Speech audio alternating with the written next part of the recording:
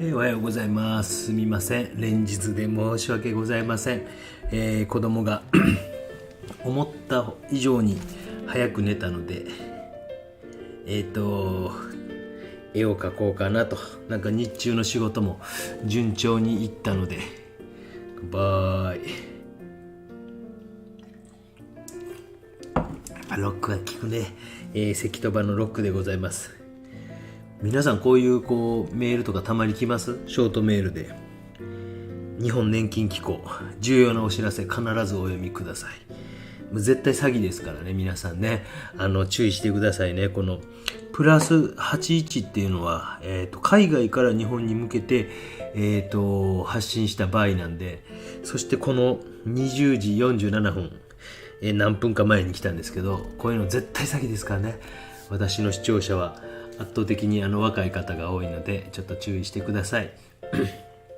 もし質問があったら目立つように星いっぱいつけて、質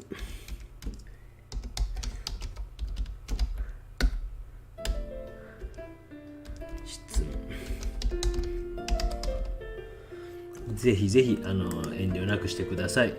ちょっと本当にお兄ちゃんが珍しく8時に寝て、弟も今寝ましてという感じで配信してます。非常に良好ということです。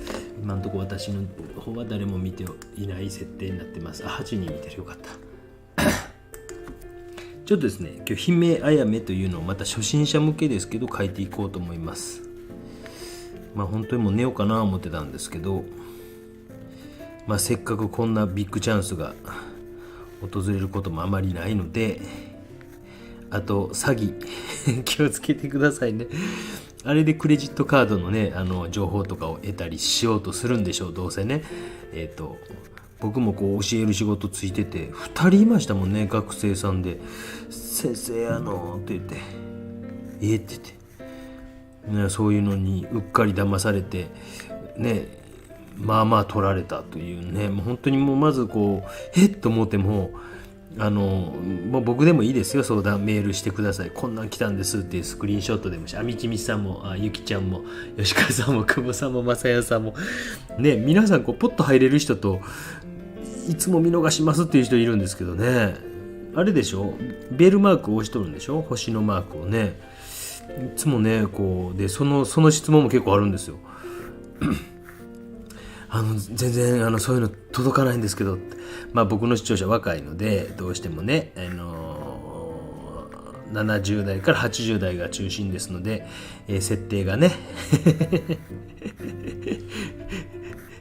やっぱね、こういう本当にちょっと姫あやめというのをこれ桜とかでも応用できると思いますので、もう桜描くのも飽きたんで、また本物を見て書くライブ配信はやりたいなとは思ってるんですけど、姫あやめっていうちいこいあやめなんですけどね、なんか佐賀のどこやったっけなで去年見に行ったんですけどねああいう本当詐欺気をつけてくださいね。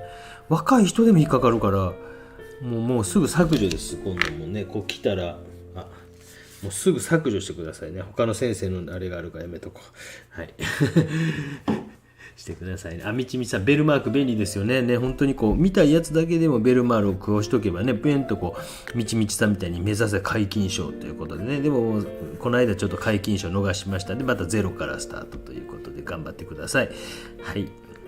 今日本当に配信する全然予定なかったんですけど、日中の仕事が案外家事をあまり手伝わなかったからか順調に進んですみません。はい。今日の目標のところぐらいまでは行ったんで、よいしょ。可愛いですよね。姫あやめと言いますね。これちょっとちっちゃめに喋ってます今日もね。糸脇さんもこんばんは。ケイコ川又さんも前田さんも、杉本さんよかった、見れた見れたほらベルマークねつけてたとかね。今日2人ぐらいからね同時に実は相談を受けてたんですよ。本当にね、こういう僕はもうこういうのってすごいなんていうか今便利な時代になってきてるので、これをやっぱ活用せん手は皆さんないと思いますし、僕も発信者側としてはやっぱりこういうのってすごいこう便利な時代やなと思います。テレビとかもねもちろんすごい面白いんですけど、個人的なねなんかこう皆さんが欲しい情報とか聞きたいこととかを直接聞けるというのは本当にこうなんかこう未来やなと思って、それの自分が未来の中でいる感じが結構楽しくやっているんですよ。きつくないですかって全然きつくないです。眠いですけどね今までいろんな仕事してきたけど一番楽しいかもしれないぐらいのレベルです。ちょっとこう本当にこう運動不足だけですね。ヤーさんこんばんは。私は仕事が終わらずなんで、うわー残業か辛いね。頑張ってくださいね。もう本当にね適当にね仕事なんてねもう適当に皆さんね体壊さないようにしてくださいね。本当にもう適当にねだいたいね75点ぐらいで多分皆さん一生懸命やってるから十分ですよ。65点でいいですよ。いや55点ぐらいでいいですよぐらいの気持ちでやってくださいね。僕なんかも何でも100でやるようなタイプやったから疲れてしまうところあったんで今はねなんか60絵だけは100でいくんですけどね、それ以外こういうのとかはなんか適当にやってます。また裏でひろゆきさんがやってるのでやりだしたという7000人見てるとかねめっちゃ面白いですよね。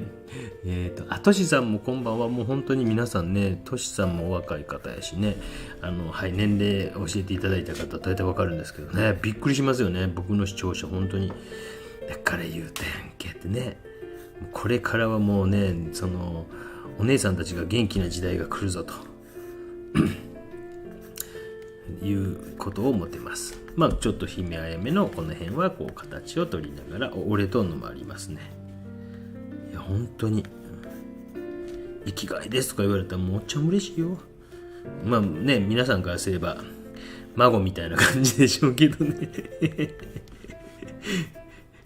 本当に僕ばあちゃん子やったから、ばあちゃんのなんか仏壇も一緒にじいちゃんが亡くなってずっとおばあちゃんの家に10日間いたかな。それで仏壇一緒に買いに行って、なんか高いの売られそうになったからばあちゃんやめときって言ってチコのしときこれぐらいがええってちょうどええって言って、そういうのも行きましたし、イタリアに旅行に行って帰ってきてすぐにこうじいちゃんが亡くなって、なんかイタリア人みたいな口してたんで暇やったからリゾットを作ってあげました。そして台所を死ぬほど掃除してあげましたキッチンハイターで磨きまくりました。今夜もこんばんはと、昨日のしだれ桜かな動画見てたら、あらいいですね。そうなんですね。だから本当にこうあとこれねライブ配信ね作らんでいいから編集せんでいいから楽なんですよ。もうめっちゃ楽なんですよ。もう本当にこれはねもう本当にでもそれでもなんかこうね4000回とか最近の動画で言ってるやつとかあるから初心者向けですけどちょっと細かい描写を中心にやっていこうかなというふうに思います。それでも土台とかは作るんですけど、ちょっと細かい描写を中心にお見せしようかなっていうのがですね。こう写真見ながら描くときはもう平面から平面なんでそんな難しくないですよね。どういうとこをポイントにしてるかって意外とちょっと説明丁寧にしましょうかね。風景のスケッチとかのね形取るところなんていうのももしかして皆さんからすれば難しいかもしれないですけど、こういう葉っぱがあってこういうのがくっついて意外とここの隙間の形見てるんですよ。なんかここの隙間の形とかここの隙間の形とか意外とそういう形をちゃんと見れるかなっていうので形って狂わないんですね。だからこの葉っぱとこれがくっついててこうなってとかでそこを、平面から平面の場合は見てあげるということをしてあげる。なんか普通に自然があるっていう時はまた違うんですけど、それを動画にしたりしたら面白いかな。なんかリクエストあったら言ってくださいね。こういうのチャンスですからね。今日おじさんがヘラヘラやってますんでね隙間の形なるほど。ウィズアルファさんこんばんは。夏さん夜あるといいですね。本当に今日もチビが寝たっていうのとあれですよ。私の仕事がたまたまある程度順調に進んだからっていう日中のねまあこっからやってもいいんですけどね、ちょっとお酒飲んでるからね。はい、今日は関とばロックでいただいております。もうほぼ水になってしまいましたけど、はい、2杯目でございます。うめえ。まあ、あとは背景とかの形がまあざっくりと描きながら、これがここで、ここにねこうちっちゃいあやめで可愛いですよね。あとシャガとかも僕好きなんですよね。なんかその辺のなんかね、私と同じで謙虚ななんか花っていうかね、そういうのいいですよね。おいどこがやねんって突っ込んでるでしょちょっと写真をこのぐらいまで来たらちょっと目の前に、周りはそんなにささささと書いて、ちょっと中心のあたりをぐちゃぐちゃぐちゃと書こうかな。この子かな、メインなのはね。この子にしようかな。この子かな。こっちよりこっちかな。そんな気持ちで進めていこうと思います。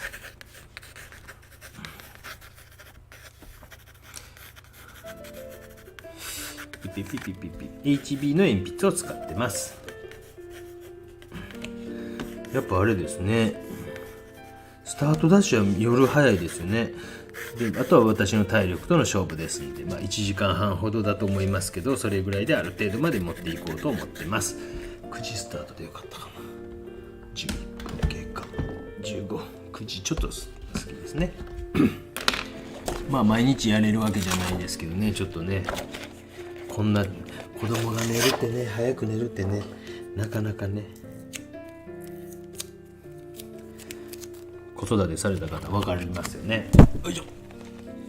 今ちょっとカメラに触れてすみません。で紫色でしょうね。まずね、紫色を置いていくのが一番いいんかなという感じがしますので、よいしょ。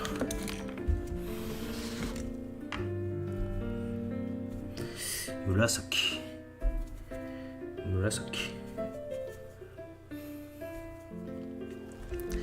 はい、クソ老眼なんで、こうやると目の前の写真が見えないという困ったもんやね。ほんとね、困ったもんやね。どうしようかな。ちょっとやっぱ手に持とうかな。そうなると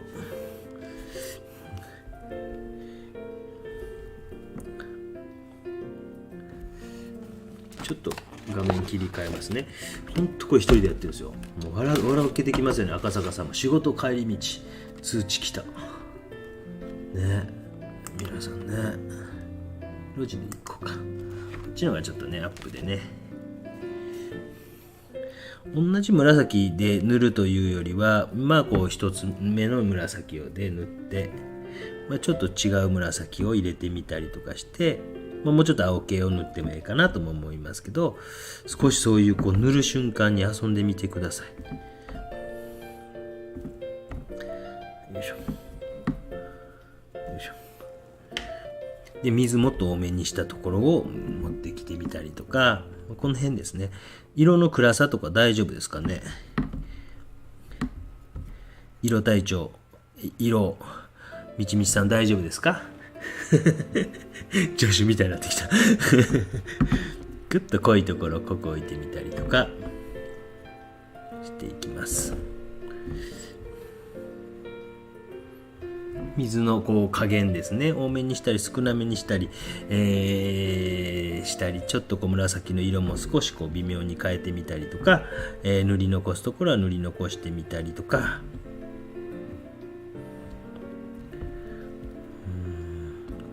でも東京いた時は本当になんか電車乗って、僕も西武池袋線でバイト終わった後、予備校の先生終わった後帰ってましたけど、今絶対できひんな。嫌やもんな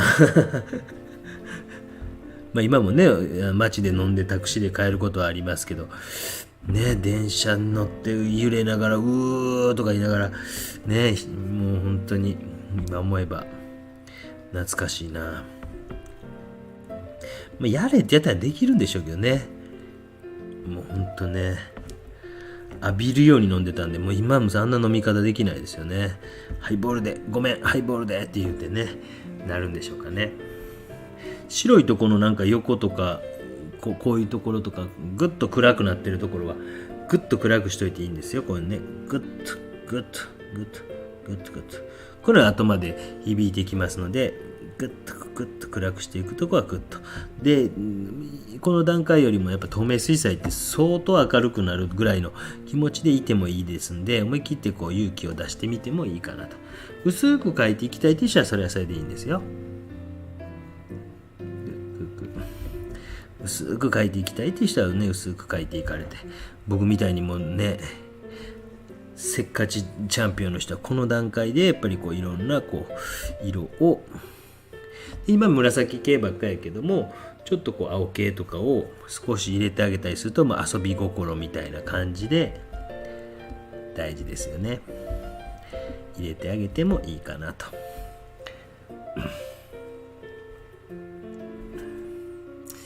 よいしょ。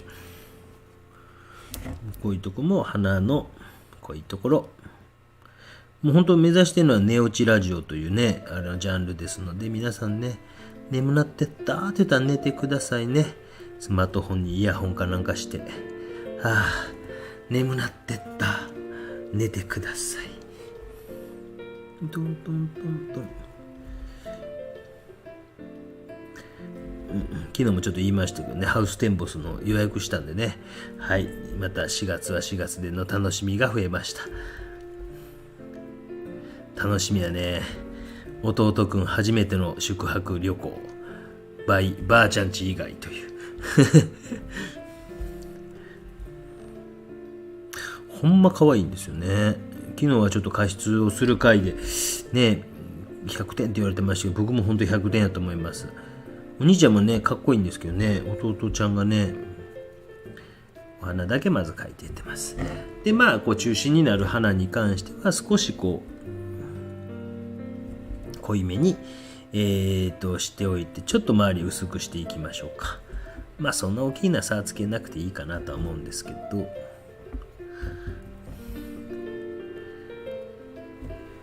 いしょ。アボカド書いてます。 M さんはアボカド難しいでしょアボカド僕らもようなんか書いた記憶ありますわ、浪人時代でも。まだなんかその20年25年前ぐらいでアボカドっていうのがなかなかなんかまだそんなにメジャーじゃなかった気がするんですよね。なんやあの黒い塊はみたいな感じだったような、ちょっとプルシャンブルーみたいな色もちょっと入れてみたりとかしてます。アボカド偉いですね。勉強してますね、こんな時間まで。明日、今日火曜日ですか。明日の夜は、メンバーシップ限定のお肉評会の募集をしております。あさって、が本ちゃん、本ちゃんの方に出してもらったら僕はありがたいんですけどね。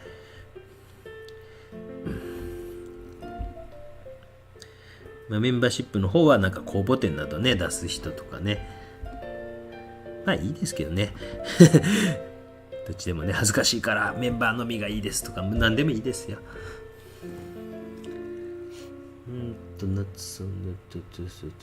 連日お疲れ様です。いや全然大丈夫ですよ。絵描くこと本当にしんどいと思ったこと基本的にないので、本当にそういう人なんですよ。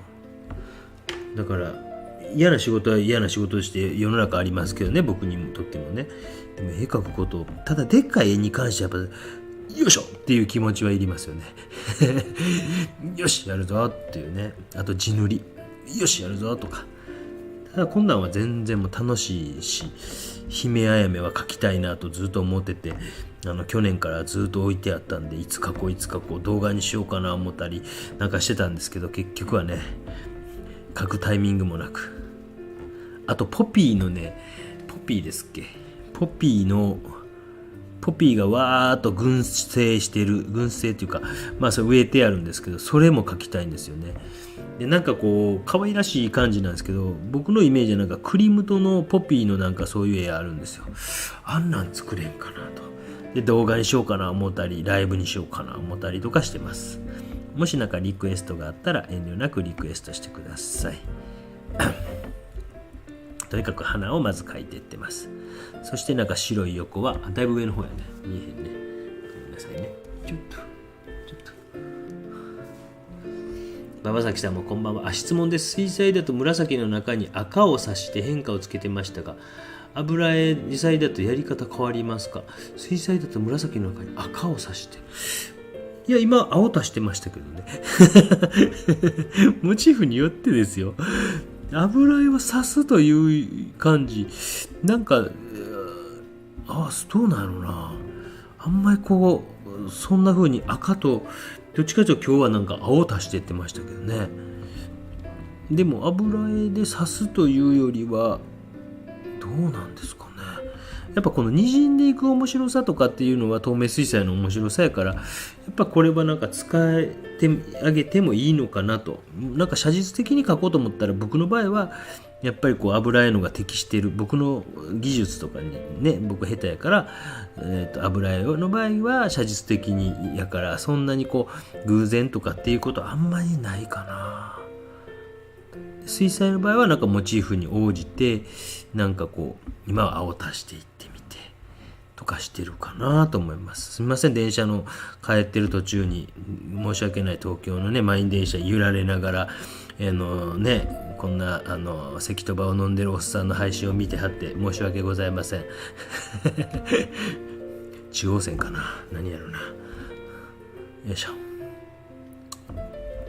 僕の本当よくこう長いこと組んでた人が中央線からあそこなんちゅうたっけ、であきる野市ちゃうわ、もう違うわ、日の出町っていうとこ住んではる人がいて、めっちゃ遠いくて、よう毎日こんだけ僕と酒付き合って帰ってやるなと思ってましたね。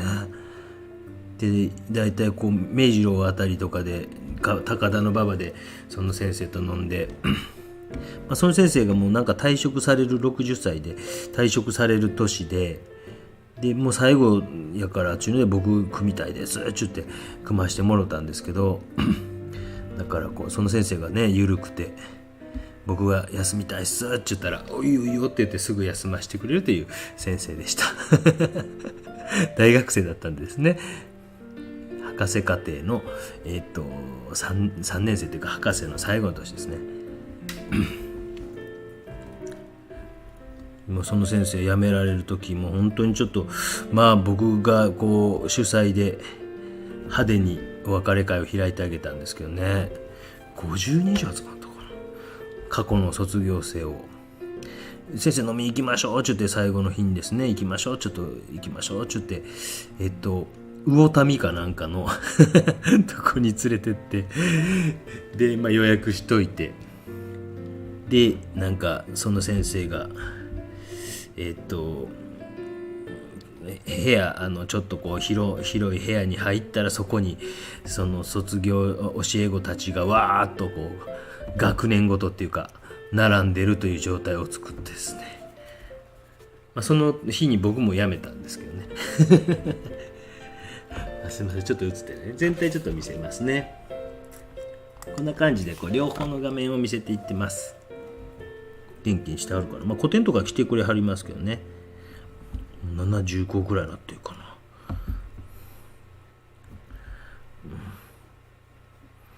な。ちょっと花もこう大事に描くとことそうやないとこみたいな感じで、少し分けながらしていってます。綺麗ですよね。家着きましたか、おめでとうございます。愛藤千恵さん、こんにちは、こんばんは、今日もです。今日ちょっとちびっこが A、B 君が、もう寝たので早かったです。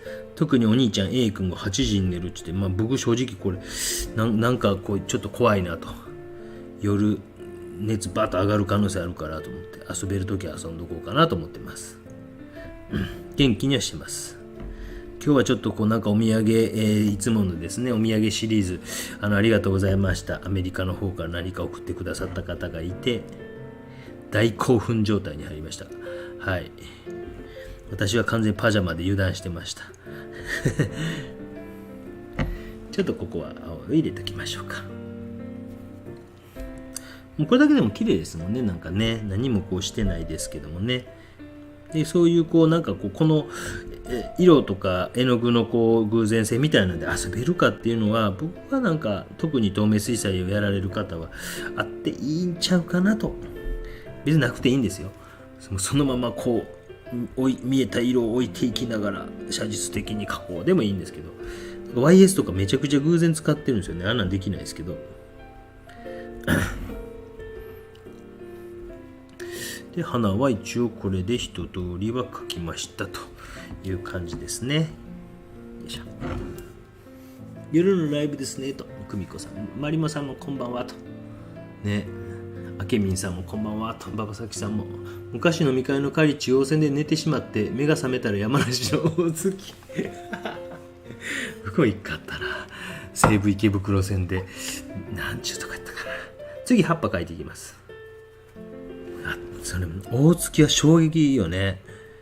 大月はちょっと落ち込むよね。もう帰れへんし、どないしたん？もうね、東京のゴールデンタウン金町っていうところに住んでた時も何回かあったね。鳥出てみたいなね当時こんなネットカフェとかそんなのあったんかな。どないしたかな。でこれもやっぱり緑とその、ちょっとこの中に濃い色とかを差し込むような気持ちであかんねほんとね。まだそんなんやったらね、街のなんかボーリング場とかね、カラオケボックスとか行ってなんか時間潰してる方がええけど、もうそんな飲み方したくないよね。いつぐらいからかな。もう20代後半ぐらいに気づいたもんね。おそらく10時以降の飲み会、これは佐賀でも言ってるんですけど、10時以降に有益なことはなんかないから帰ろうぜと僕はいつも言ってます。だからだいたい9時ぐらいに終わります。9時でも遅いぐらいかもしれない8時半とかに終わる。でちょっとこういう葉っぱも少し濃いところとか薄いところとかをちょっとこう、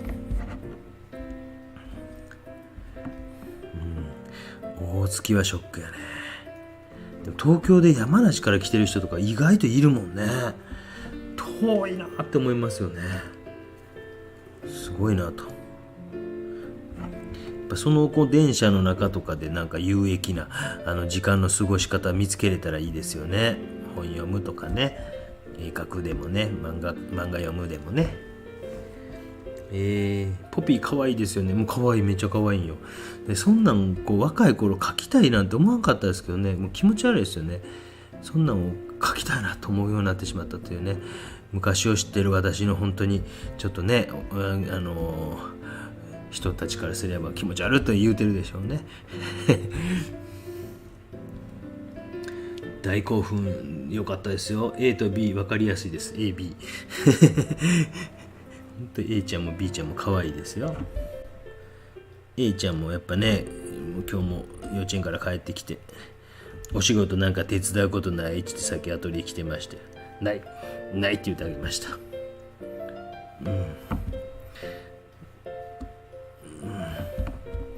すごいね。もうこの段階でなんかやっぱり背景とか描かなくても綺麗な美しい絵が作れたらそれはそれで理想的なんちゃうかなというふうに思いますので、ちょっとこういうのも覚えておかれて、一つ一つのタッチがある程度責任を僕はよく言ってますけど取るということができるようにね。ただなんか追うだけじゃなくて一手一手になんかバリエーションみたいなのがねついてくるともっと面白くなってきますよね。 A、B 分かりやすいですね。確かにねでもあっちが A やろうなってね感じしますよね。あっちが B やろうなと。よいしょ。この段階でも絵にできるということが理想的なんかなというふうに思いますので、ちょっとこういうのも皆さん覚えられてみてください。偶然的な。しかし楽なんですよ、ライブ配信やとね。作画動画作らんでね、なんか忙しになるとライブ配信は増えるというかね、ライブ配信は別にできるんですよ。2時間ぐらいだったらバッと時間作れますけど、音入れたりするのとかね、そういうのめんどくさくなってくると YouTube 自体が嫌いになってるわけじゃないですよもし質問あったら遠慮なくしてください。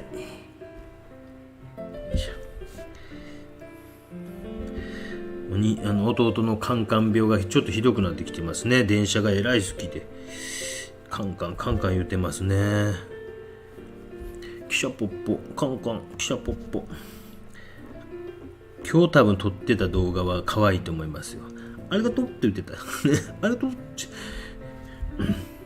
おしゃべりもちょっと早い気しますよね。えのぐさんもこんばんは。ポピーの絵楽しみです。あ、本当ですかね。どっちがいいかな。ライブでやりましょうか。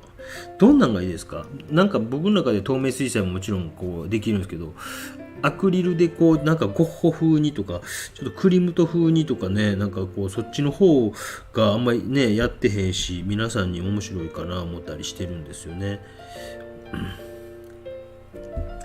どんなんがいいですか。まあ透明水彩でもいいですしね。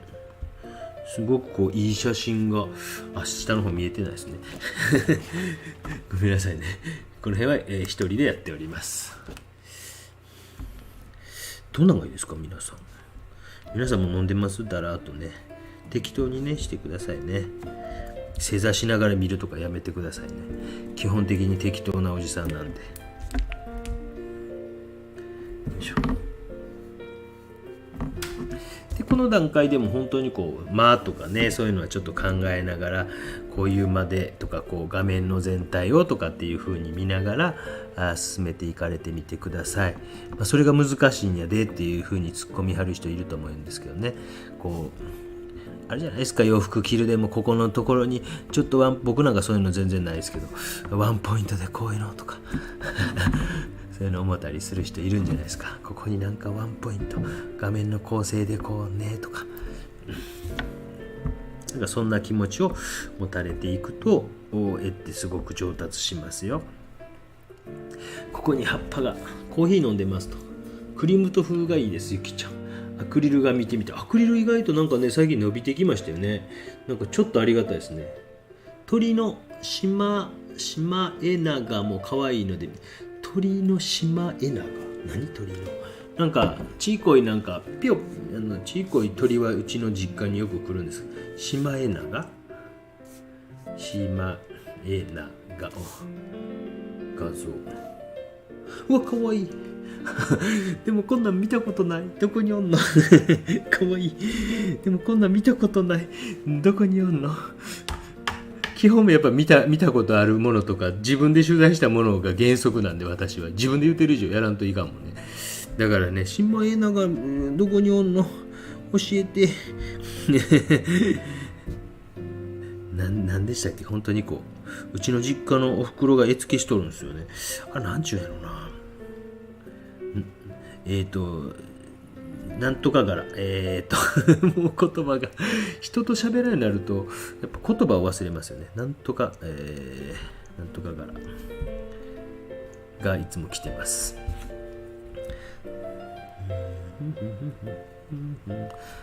まあここからもう本当隙間産業ですよ。もう隙間産業その仕事があったかみたいな感じで隙間産業的にちょっと書いていきます。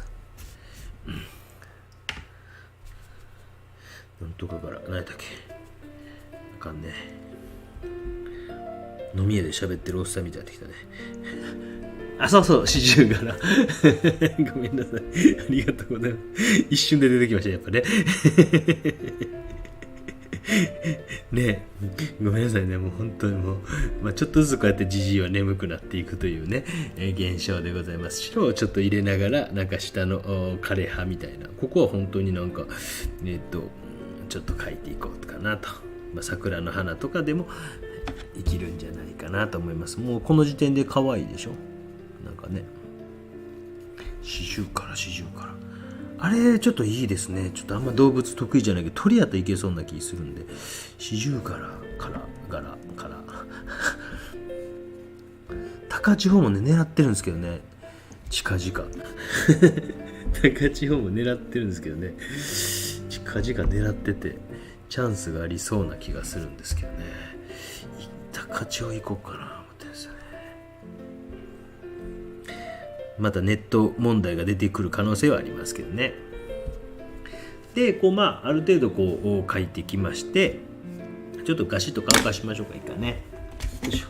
もし質問が来ていたら、キャメラが動きましたね今ね。質問があったらなんかアクリルでクリーム塗風画みたいです。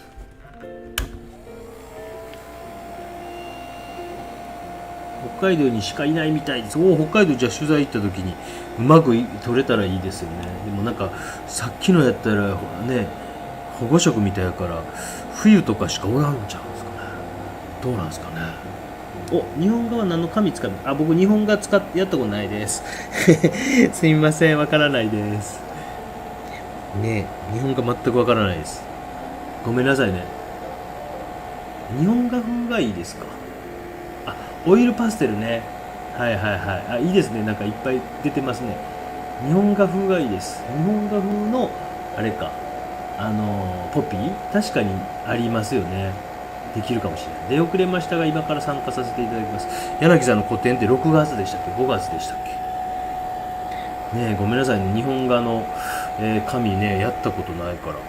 日本画ってね、大学時代真面目にこうやっとけばよかったですよねもうなんでやろうね。よいしょ。で1層目ちょっと書きました。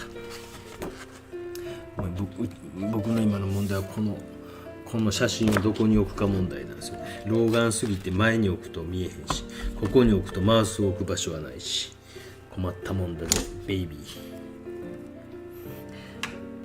よいしょ。で今やったら例えばここを見せるためにちょっとこう外側からもうぐーっとこう暗い色でぐっとこう引き締めてあげるような土やったりなんやったりのところをちょっとこう置いてあげたり、輪郭線の言ってること分かります？外側から置いて葉っぱの方が葉っぱちゃんも昨日も同じこと言ってたな。花びらの方がちょっとこう、明るく見えるようなところとかを少しこう作ってあげるような仕事みたいなのを、今の段階でぐっとこう置いてあげたりすると、この辺りに目が行くようになると。そしたらですね、目が行くようになるとここ見せ場やなとかっていうのがすぐ分かるようになると。あんな可愛い鳥そらおらんわな。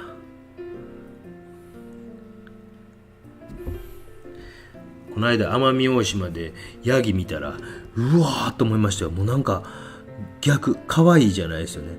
もうなんかうわ主やと思いましたねすごいなと思いますよね。主がおったみたいな。で北海道は北海道でなんか一回ウサギじゃん、リスエゾリスって言ってたな。見たらもう可愛かったもんね。うわ可愛いわーって。確かに。でもなんかクリームと風もいいし、アクリルでいろんなことね、本当これはもう楽しくね、皆さんのにね楽しければいいかなっていう、ちょっと書きましたと。よいしょ。もうちょっとこっちかな。もうちょっとこっちかな。もうちょっとこっちかな。ごめんなさいね。隙間とかを描きながら外側から決めながら、これどこのこれかこの辺か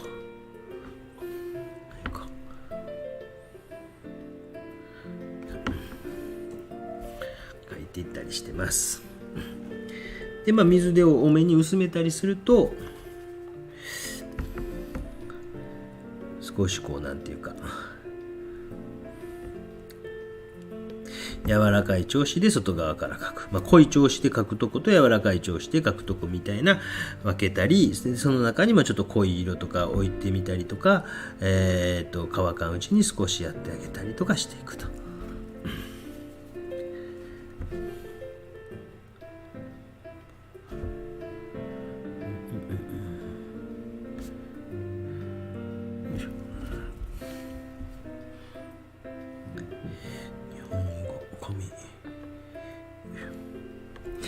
日本がやるとしたら僕は多分絹に描くんちゃうか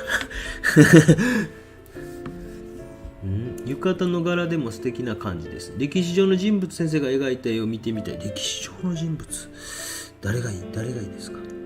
誰がいい何人か書いたことありますよね。太宰とか、太宰と、まあ、モネをモネ風に書いてみたとか、そんなんありますよね。だからそんな、なんか本当にもう、バーンとピンポイントで言うてもうたら考えますよ。バーンとピンポイントで。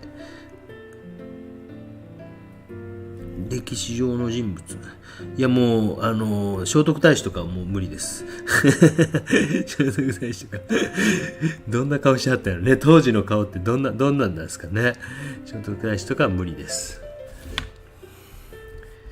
いや、そんな辺をピンポイントで言うてもったら、なんか考える余地あるなって感じしますよね。ある程度こう著作権が切れてそうな、ぐらいの世代でって言ったらあるかもしれませんね。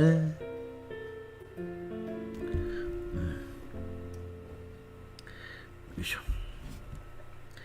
もうすごい局部的に書いてってますけど、まあ、この辺りを中心にで、まあ、この辺りにいきなりギュッとこう行き過ぎてしまうといかんから、ちょっと周りの方まで少しこう薄くでいいので、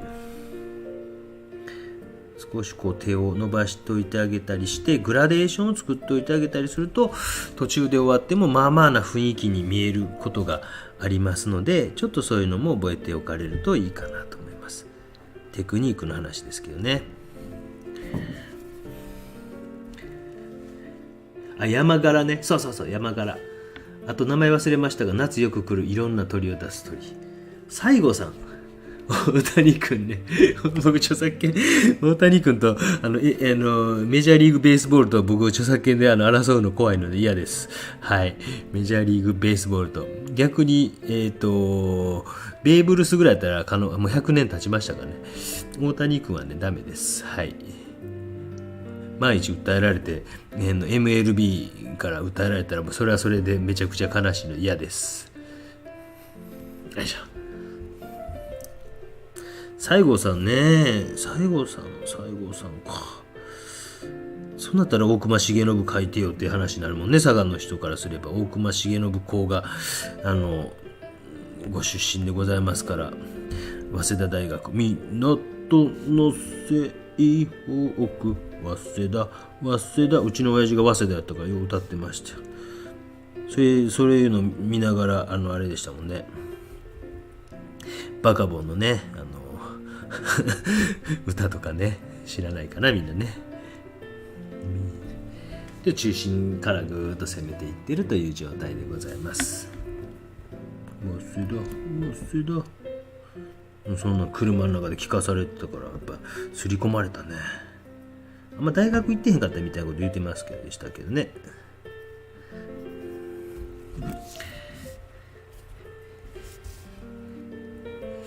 ここはこれで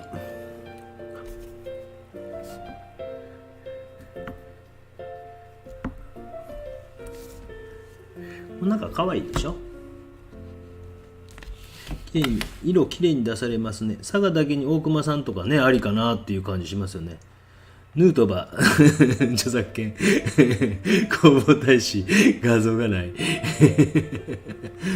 面白い。小ヤギかわいいですね。小ヤギもかわいいね。ヤリエさんもこんばんは。堀彩子先生が書いてました。馬場咲さんが、堀彩子先生がこの鳥を書いてたって話。ポピーから分からんけど、坂本龍馬ね。確かにね、今度行くから確かにありね。坂本龍馬ちょっと考えたことあるんですよね。写真あるから、坂本龍馬ね。それでたまにこう書いてたら、その坂本龍馬のこと僕聞かれてもあんまり知らんかったりするから坂本龍馬ちょっとありですね。大隈重信公もありっちゃありなんですけどね。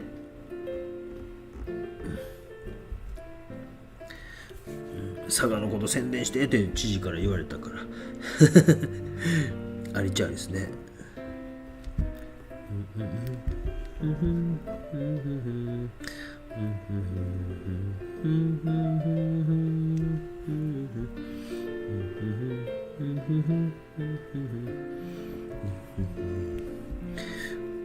こういう画角もあったり、全体を見せる画角もあったりですね。この辺は大丈夫ですかね。四国はね、月末ですね。四国は月末です。メンバーの会員なんで、ぜひそのね、動画を一応細かい日程まで上げてますから、よかったら見てみてください。細かい日程、メンバー限定の方で、上げてます。ね。メンバー限定でもう泊まるホテルまで言ってます。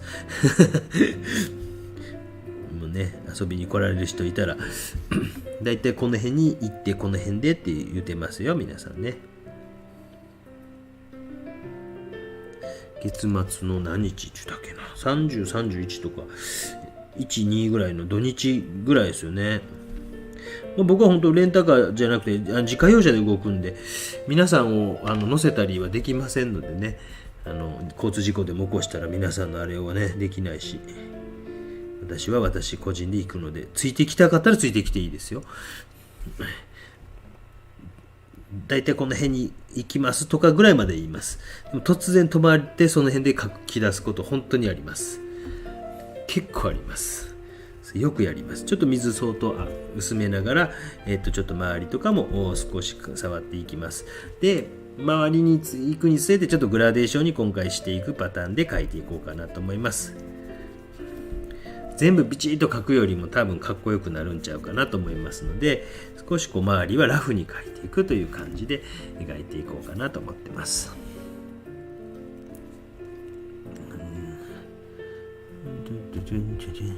まあ今そんなんやったらバズりそうですけどね。やりますか、大谷君を描いてみた。ね、訴えられても別にね、CM つけんかったらええかな。やっぱあかんな。やっぱあかんな。あれだけ人に言うてるからね。その辺が自分で自分の首絞めてまいりますもんね。でもね、やっぱね、いや、いますよ。韓国アイドル書いてくださいとかね。いや、いいです。つって。知らんし、つって。この間固定した言われたな。頼んだらこの K-POP のアイドルとか書いてくれるんですか。書かないっすって言って、コンマ2秒で返してやりました。書かないっすちょっとね。ブルーポピーを描かれてます。ブルーポピー写真あるかな。まだないか。これね、僕今これ Windows 使ってるんですけど、iPhone と Mac だったら MacBook とかやったらこう AirDrop とかでペット送れるんですけどね。だからその辺ってやっぱりこう互換性がある方が楽やなと思いますよね。メールかなんかで画像送ったりとか、なんかね USB とかで送る、分かんないでしょ。よ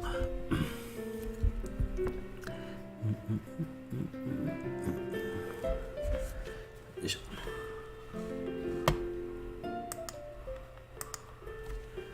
なんか一通り書いたろうかみたいな気持ちになってますよね。よいしょ。岡山ね、寄らんかな。岡山寄れんかな。すみません。多分愛媛とかあっち通っていく、行きはその愛媛通ってしまなみ海道多分通っていくんちゃうかなと。で帰りはもう疲れ方によっては大分寄って帰るんちゃうかなっていう感じするんで、そこは通っていかんかな。なんかね、広島やら辺とかね、尾道やら岡山とかはまた別では考えてるんですけど、意外と行ける範囲やからっていうか、まあ何度も行ってるからちょっと自分の中ではちょっとこう頭にないという、ごめんなさいね、ところがあります。ごめんなさい。岡山ね、ちょっとね行けないやろな、多分な。映ってないね。だいぶこうなんかこう画面の中でこうね、全体をこうしながらこう見せていってる感じでね、悪ないんじゃないですか。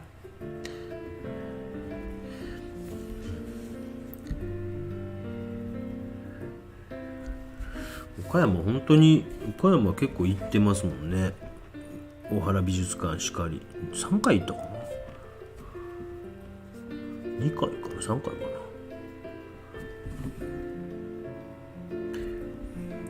な。なんか一時このそういうのをちょっと自分なりに研究してた時があって、要は大原美術館、大原孫三郎とか、広島市美術館とか、広島、銀行やったっけな、なんか要は私費で建てた美術館を巡ってみようと自分の中で一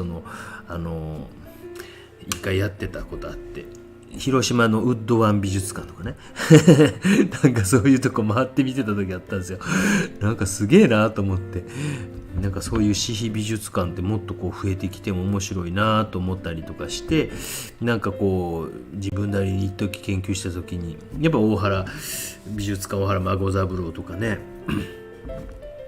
うちの見てましたよ。よいしょ。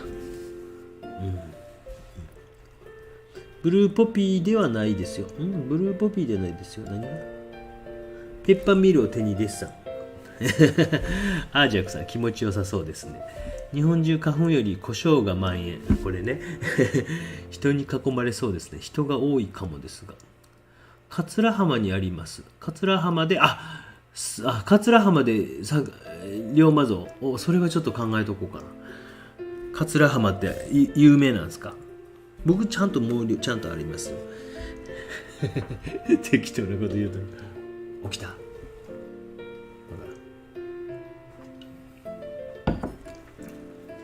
人多いかもしれないですか。それが嫌なんですよね。人多いとあんまね、旅行に来た人にとってはこの絵描いてるおっさんなんか見たないわってね、何しとんねん邪魔やぞとか思われるのも嫌やしね、この辺の小心者感を抜きたいんですけどね。そんなん言われたことはないんですけどね。大体なんか皆さんうわーとか言うてくださるから面白いとか言うてくださるからあれやけど、よいしょ。堀さんね、そうそう、日本画の画家さんですよ。おいくつですっけ？あんな年までね、なんか本当にこうライブ配信とかやったらおもろいなと思いますよねテレビっていう媒体やったらね、例えばある程度年取ったらちょっとこう MC とかやられなくなっていきますけど、それでもなんか徳光和夫さんとかまだジャイアンツ情報をずっと流してますもんね自分の YouTube でね、ああいうの見ながらおもろいなと思いますもんね。年取ってもなんかこう続けていけるようなものを見つけてしまったかもなと。だから今見てはる人もね、何年後かにはもう見なくなってるでしょうしね、大体ね。でまた新しい人が増えてるかもしれんしね、急にないか、若い人が見出すとかね、ないわな早めの紫だいぶ落ち着いてきたでしょ、何分間前に。そうなんですよ。やっぱその落ち着いてくる、だいぶは濃くドンと置いてたけど、赤坂さんは今お家についてお風呂に入ってください。はい、頑張ってお風呂入ってください。もう今日疲れた、風呂入るのやめとこうじゃなく、もう入ってください。はい、今すぐ入ってください。そしてハイボールかなんかを開けてください。作るなりしてください。あんま飲まれへんって言ってたかなぐっと真ん中あたりを中心に描いていっているということが分かりますよね。こういう風にするだけでもこう雰囲気って出てきますしね、少し周りラフに描いてもいいかなと。でもせっかくマスキングしてるから薄くでもなんか塗っておいた方がいいかなと思いますので、ちょっと薄くでも少し塗っておいたりとかしながら画面の端の方までちょっとこう持っていって、見えてないね、上げてもいいですね。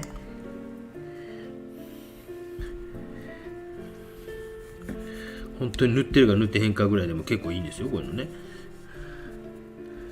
全くお酒飲めないいいなお金かからんからい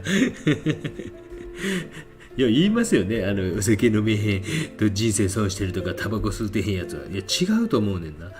飲めへん方が絶対いいねんね。だってお金かからんもんね。それでもなんか楽しい場好きっていう人多いですもんね。別に嫌いな人は嫌いでいいですよ。お酒飲めないけど楽しい場好きです、そういうとこ行くの全然好きなんですって言ったら一番いいですよね。僕それが一番だと思うんですよね。アホみたいな、僕も言ってたんですけどね、酒飲めへんと人生の3分の1ぐらい損しているとは言うてましたけど、今となっては飲めへん方が絶対はなと怯えてますもん。冷蔵庫にチューハイなくなった、アマゾンで頼まなとかね机福井さんもこんばんは。大好きな紫のあやめ。あやまって書いてないとしさん、かわいい。大丈夫ですよ。ね、としさんもね、48歳。僕と同い年やもんね。よいしょ。よいしょ。少しこう薄くだけ塗っておくと、マスキング外した時にですね、その効果っていうのが少し出てきます。特にこう端要するにね、っていうところだけほんの少し薄くだけちょっと今マスキングテープがしっかり止まってなかったから中に入ってしまったんですけど、そういうところだけでもちょっとこうビューってやっといたりとかすると、後でこう外した時に額縁効果といってグッとこう周りが引き締まったような雰囲気になりますので、少し今そういうことをしています。55分か。書くとこ書かないとこみたいなのを今日はちょっとこう重点的にやってるかなと。あとラフに書いてみてもかっこよく終わらせるというね、そこはすごい大事かなと思います。かっこよく終わらせるっていうのはね、初めての方も遠慮なく、もうほぼ皆さんね、ぜひぜひコメントください。ほぼ見たことがある名前ばかりですよ。絵描き猫さんこんばんは。シナモンパパさんこんばんは。大丈夫かな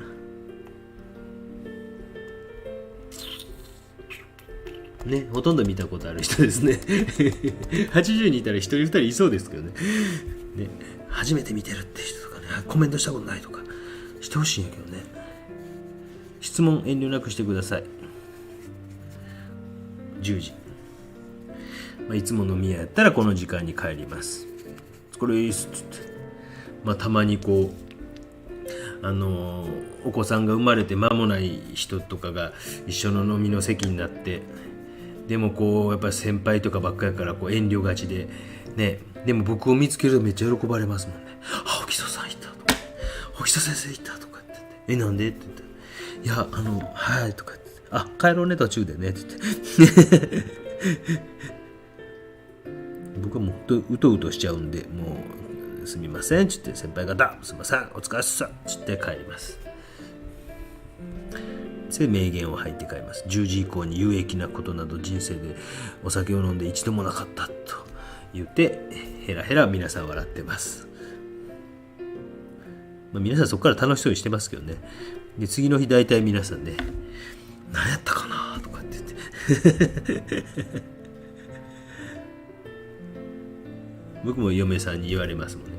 何の話したんって言って、いや覚えて楽しかったって言ってたでって言って、覚えてっていうことはやっぱりこうお酒飲めへんでその楽しい場におれる人が一番ねいいわけですもんね。ガーシーさんかもしれませんね。ガーシーさんそうやったらしいですもんね。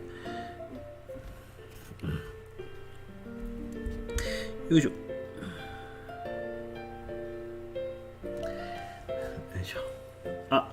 ヘビースモーカーだったセンサーはどうやって禁煙できたんでしょうか。禁煙したら画材代に回せるなと思いました。おめでとう頑張れ。いや僕はねやっぱね、今の奥さんがあんま言わん人なんよ。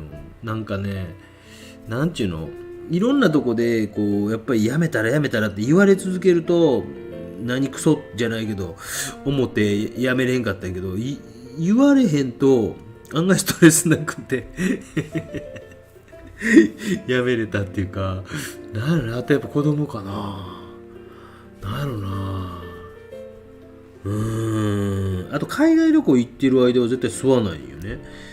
向こうの空港でなんかこう乗る前に吸って、なんか向こう行ったら意外とやめてて、また福岡空港着いたら吸ってとか。でもやっぱなんか仕事のストレスやったんやろうなと思ってね何度かね、1年ぐらい辞めてまた吸い出したこともあったしな。なんかね、画材代っていうかね、画材代もあるけど、なんやろね、昔より吸いにくくなったもんね。かわいそうやね。いっぱい税金納めてんのにな。なんやろね。でも本当になんかそういうこう、大学とかでも吸った感じでもブカブカ捨てたけどね、もう最悪な人間でしたよね。はいよいしょ。たまに偉い先生が今から研究室行っていいとか言うたらもう必死でリセッシュして絶対無理やろうっていうぐらい研究室草になってましたけどね。ごめん、やめる方法なんやろね。なんか本とかでなんかたまにありますよね。この本読み出した時はあれやけどやめる頃には吸いたくなくなるみたいなね。僕パッチもしたことあるもん、病院行って全然それで吸ってたもんね。でパッチやってみたら病院のなんかつけてそれがでニコチンを摂取するみたいなやつ、あれで大体やめれるよって言ってお医者さんの知り合いの人がじゃあ行きますって言ってうわーってタバコ吸ったらうわまずっと思ってまたそのストレスで吸ってた、はい、でもタバコやめたらね本当になんかあそこにみんなたむろしてる友達たちとかでもなんかね匂いとかもねしなくなるからねとかね、もちろんお金も今タバコ高いもんね。僕ら世代はハイライト220円世代やからね。220円もっと安かったか。ジャンプ170円世代やもんね。何の話してんのって感じですね。ごめんなさい。ゲタなんで割り勘負ける気がしてなかなかいけないけど楽しいバスケット。そうか、割り勘って全部すんのはかわいそうやね。2000円ぐらい引いて僕はだいたい計算してあげてたけどなうまかった人2000円マイナスでじゃあとかっていう感じだったけどな。学生なんかほぼおごってあげたけどね。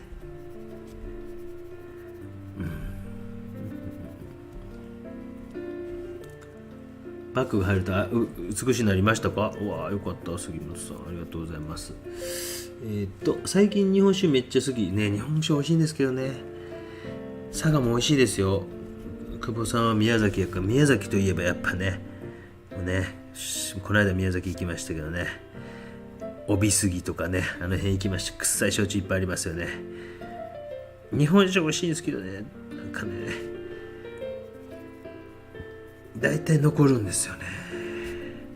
残らん日本酒で美味しいもう本当佐賀やと鍋島とかね、なんかこういろいろあるんですよ。やっぱ佐賀ってもともと昔はねやっぱお金持ちの県、ごめんなさいね焼酎が貧乏やとか言う気ないですけどお米があるからね日本酒ということで佐賀は結構美味しい日本酒があってっ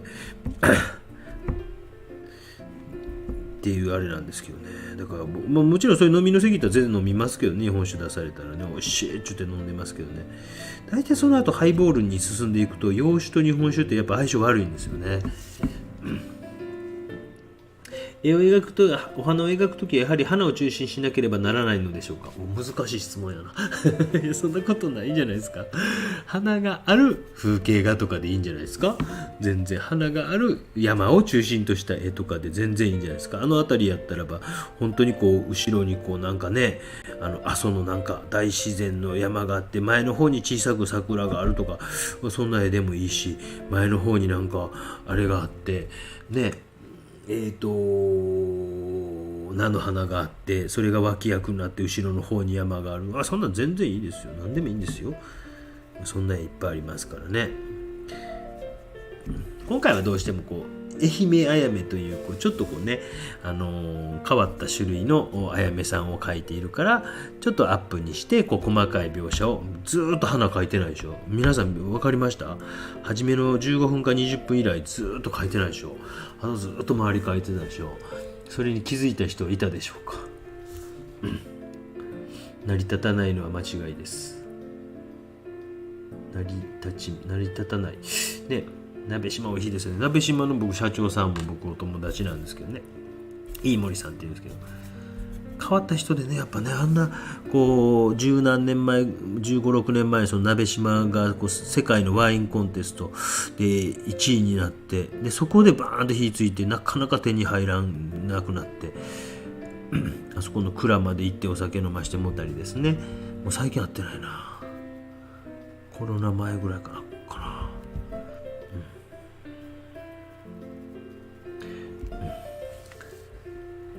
先日教室でお花がボンとあったよね。チューリップが右、両側に広がっていて中心に全く花がない葉っぱだけになってしまう。いや多分別に葉っぱを主役にしたらいいんじゃないですか。全然多分できると思いますよ。それはそれで僕やったらできる気がするけどな。でもそれはそれで全然いいと思いますよ。そんな八方主役にしてもいいと思いますからね。そんなこう決まりを維持でもその両方のチューリップを主役にせんとと思わなくていいんじゃないかなと思いますよ。ね、何分も、もうずっと周り書いてきました。分かりました。今日はだから周りの書くことの大事さ、そしてその書き方もなんかこう肩肘張る部分とそうやない部分みたいなのの差をちょっと見せたかったんですね。どうしてもこう皆さんの絵見てるとね、大事なとこにっていう風になりがちやけど、周りをこういう風に書いてなんか雰囲気でヒャヒャヒャヒャヒャぐらいの感じでもそこそこもうちょっとこっちの方やっぱちょっと画面の中ではこっちの方が強くなってきてるなと思ったらそっちの方を強くしていくようなことを少し入れながら、最後にお花の方を少し書いていこうかな。夜の配信も悪くないですかね。ごめんなさいね。明日 100% やりません。絶対やらないです。なぜなら野球があるからです。はい。100% やらないです。はい。昼間もやらないと思います。と思いますってことはやるかもしれないと。夜は 100% やりません。はい。大事なイタリア戦です。チェコ戦もね、良かったですね。チェコがすごいいいチームでしたね。なんかね。なんかこう、チェコ僕も行ったことあるプラハとか、本当にいい人やったですもんね。なんかあれ野球見てて本当思いましたもんね。あ、こんな感じみたいな。で本当になんかこう、田舎の町シビホフって町に行ったんですけど、でお店席着いた途端に水じゃなくてまずビール置かれましたもんね。バーンってウェイと思って。でビールの方が本当安いんですよね。今は分からないですけどね。今からもう何年前かな。もう10年ぐらい経つかな。と思って。じゃあ最後ちょっと花のところを書いていきながら終わっていこうかな。明後日ですっけ？明日ちゃう？明後日か。ごめん、そうやね。16って言ったから明後日か。あ、本当や。ありがとうございます。この間もなんかね、1日間違えてましたよね。WBC。ごめんなさい。明後日です。ご情報を流してしまいました。14日、15日の日程を見たら、来年キューバ、オーストラリア戦やね。本当です。明後日ですね。明日やるかもね。ライブ配信。何やりポピー見たい？何が見たいですか？アクリルポピー？まあ子供が寝たらっていう条件付きですからね。最後はちょっと細かい描写をしていこうかなと思います。よいしょ。まあ特にここやね。ちょっと綿棒とかにこれって普通に考えたら、例えばこういうアルコールとかをつけたらめっちゃ取れんちゃうの？いや、さっき思いついたんですけど分からんけどこれちょっとつけたらめっちゃ取れんちゃうの？あ、取れへんわ。全然逆やった。水やったら取れますよね。アルコールはダメですよ。水つけてください。今ここ水入れの水をつけて、全然取れませんでした。一個も取れませんでした。あんまり取れませんね。ティッシュ。うい。よいしょ。全然取れませんでした。うわ。アルコールはなんか綿棒もあんまり取れません。やっぱり激落ちくんか。やっぱそれか筆やね。やっぱね、こうやってね、ググと水でやる方が取れるっぽいですね。これなんかこう色の補正が効いてるっぽいですね。ちょっと待ってくださいね。プロパティで効かんでええのに勝手にごめんなさい。勝手にこれで敵を焦点も30にしとこうか。焦点だけちょっとしとこうか。焦点ちょっとすいません。色補正がちょんちょん効いてたみたいでごめんなさいね。最後ちょっとあやめのところのどっか部分だけでもこう書いて終わろうかなと思います。もし質問があったら、していただければと思います。おっちゃんも眠なってまいりました。寝れそうですか皆さんね。細い面相筆を探してますが、あんまいまいちやな。よいしょ。これもなんか本当にこうグッと濃いとことそうやないとこ、グッと濃いとことそうやないとこっていうのを書き分けてあげるっていうこと大事ですよ。どこ書いてんねんって話ですね。ここを書いとんねんと。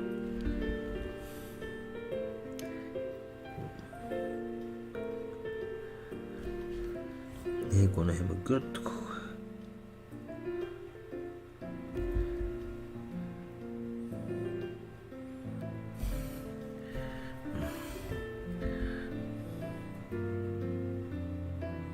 よいしょ。80人も見てたらね、1人ぐらい初めての人とかいたらよかったのにね。あさってね、ありがとうございました。めっちゃ楽しみにしてたのに。明日やないや。くっさー。なんか曜日感覚がずれてるな、最近。なんかそんなぐらい緩い生活をしてんのか。ありがとうございました。貴重な情報でございました。私は完全に明日やと思い込んでました。なんかダルビッシュ君も大谷君も投げるかもみたいなね。それでも確かにもう準決決勝まで朗希君とあれがいるってすごいよね。朗希君と僕はなんか朗希君とで他の控えのピッチャーも含めめっちゃすごいなと思いますもんね。ちょっと松井君だけがなんかねこうコントロールがまだボールとフィットしてない感じあるけどなんかすげえなと。で大谷君はまあね打つ方で出れますからね。決勝は投げやんかもしれませんけどね。準決イタリアはなんとかいけるとは思うんですよね。それでもなんかね楽しいですね。終わってしまいますね WBC。 そしてプロ野球とジャイアンツの開幕ローテーションは誰ですか？全然興味ないですね皆さんね。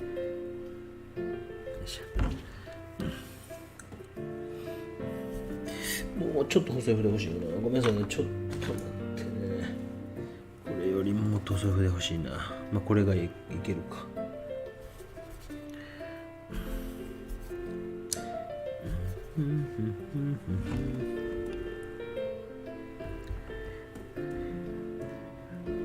ここがこうなってこうなってこうなって。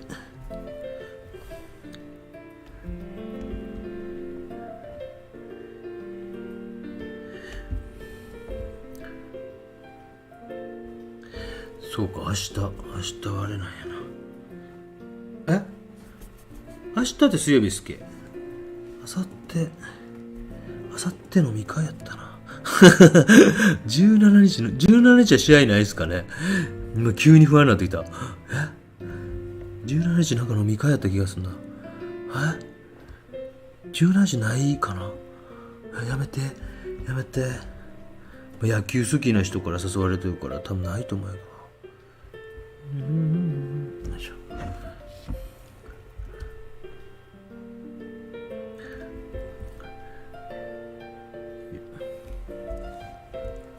ちょっとこうモチーフもね輪郭のところなんかをちょっと暗くしたりとか、なんていうかな、この辺難しいでしょうね。なんていうかな、説明が難しいところですね。で画面の中でこうちょっとこう構成として少しだけこっちに寄ってる気がするから、こういうところの右側のとことかは案外大事に書いてあげたり、こう暗い色グッと差し込むと画面の中でピッて引き締まって見えたりとかしますよね。恐竜ちゃんの鳴き顔を描くの嫌やわ。緑の葉っぱと紫のあやめが一体となり美しいですね。一切若返りましたと。ギリギリで確定申告できましたって。あれですか、宿題とかを夏休みの宿題とかギリギリまでやるタイプですか？僕はもうとっくに1月の何日かなんかもうはい税理士さんと約束して、僕は嫌なんですよね。ギリギリまでかかるのは嫌なタイプなんですよね。早めも終わらしてもうすっきりしときたいと。1年で一番嫌ですもんね、なんか確定申告ってね。よいしょ。おいギュッと。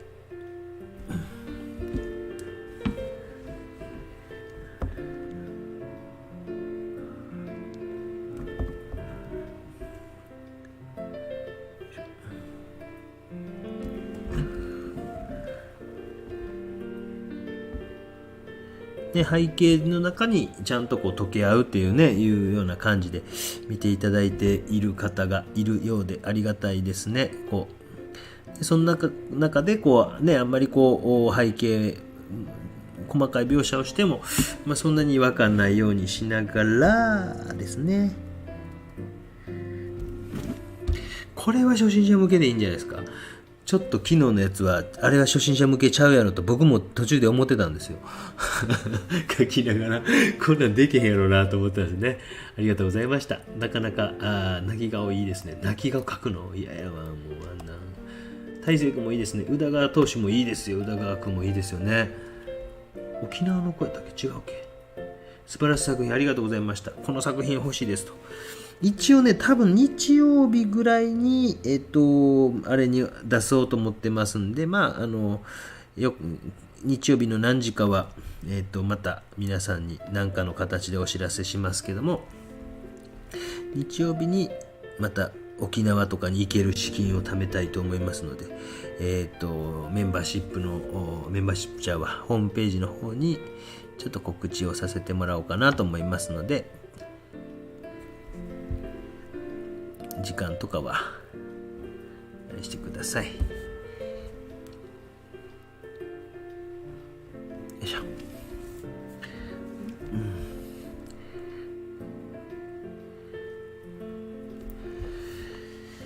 いや楽しかったいや楽しかった。一回外しますね。全体としてはこんな感じ。綺麗ですね。綺麗ですね。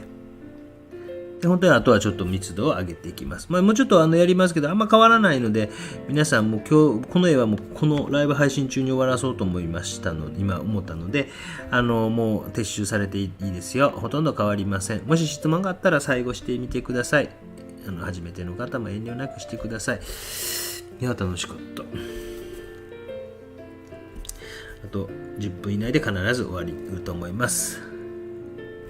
なんかね、書き方としては形の出し方一つでも、外側から決めたり内側から決めたり見せ場を作ったり、脇役を作ったりと、なんかこうバリエーションに富んだいい動画になったんじゃないかなとちょっと思いながら、何日か前の桜の動画を消してしまうという衝撃を今日は絶対せんぞと、もうはい。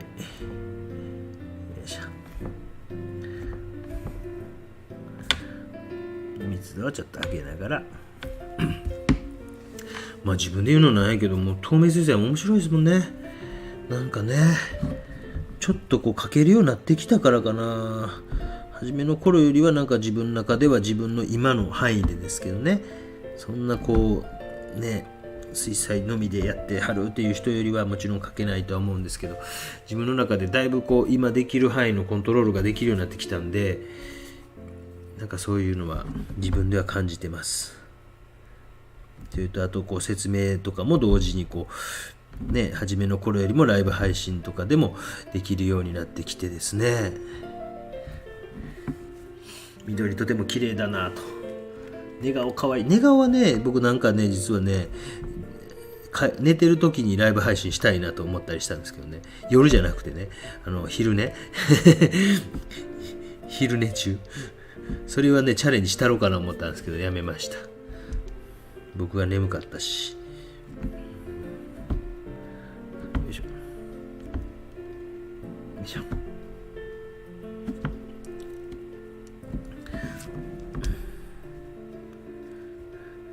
案外これぐらい薄く書いてるとこも多分効いてくると思いますよ。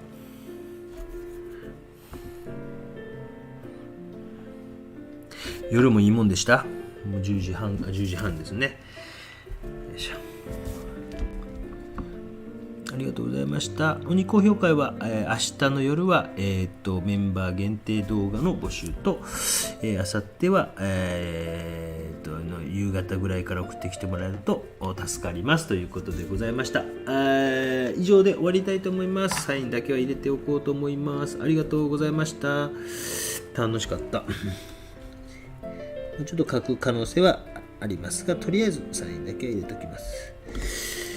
マスキングを外してみるとこの薄く描いた効果がねどれぐらいなんかなっていうのが分かるから、むしろ平日の夜しか見られないんで、ヤーさんもいいですね、ありがとうございますと、メログさんもありがとうございますと。おっとこのマスキングテープね、粘着力弱くて案外いいです。昨日も言いましたけど、これ100円ぐらいにしました。ハンディクラウン、よいしょ、ハンディクラウンって書いてある中にね、緩急のある絵でしょ。Thank you very much。 ありがとうございました。ということで以上で終了したいと思います。ちょっと最後ちょっとだけアップにしますね、一瞬ね、ごめんなさいね。プロパティ一瞬ちょっとだけアップにしますね、ごめんなさいね。映像構成楽しかったです。ズームじゅんじゅんじゅんじゅんじゅんじゅんじゅんじゅんじゅんじゅんじゅんじゅん、あ、いくちったこんな感じでございます。最後は手動会ということで、こんな感じでございました。ありがとうございました。2夜連続の夜放送、あさってはないです、明日は知りませんということで終わります。皆さんよいおやすみなさい終了。バイバイ。こっちか。バイバイ。メガネしろ。老眼。バイバイ終了。